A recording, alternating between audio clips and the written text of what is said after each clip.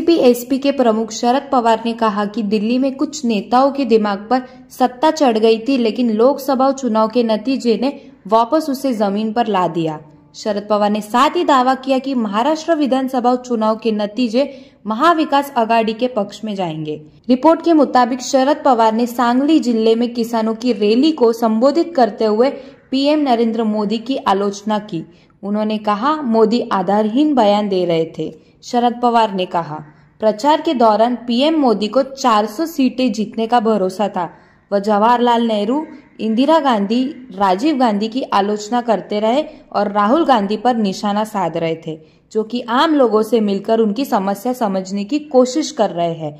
हालांकि लोकसभा चुनाव के नतीजे ने दिल्ली में इन नेताओं को धरातल पर ला दिया है। लोकसभा चुनाव में महाविकास आघाड़ी ने महाराष्ट्र में अच्छा प्रदर्शन किया है। यहां एनसीपी ने 10 सीटों पर चुनाव लड़ा था और वह 8 सीटें जीतने में कामयाब रही। चुनाव के नतीजों से उत्साहित महाविकास आघाड़ी ने विधानसभा चुनाव की तैयारी शुरू कर दी है। इस बीच शरद पवार की पार्टी ने एक सीट पर प्रत्याशी की घोषणा कर दी है।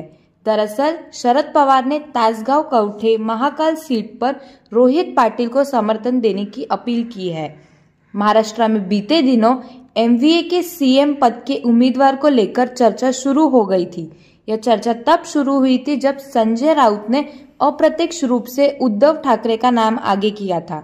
इस पर शरद पवार की पार्टी ने कहा था कि किसी चेहरे की जगह हमें सत्ता में वापस आने पर अपना ध्यान केंद्रित करना चाहिए, जबकि शरद पवार ने खुद कहा था कि महाविकास आघाड़ी का सामूहिक नेतृत्व है और इसलिए किसी एक चेहरे की बात नहीं हो सकती।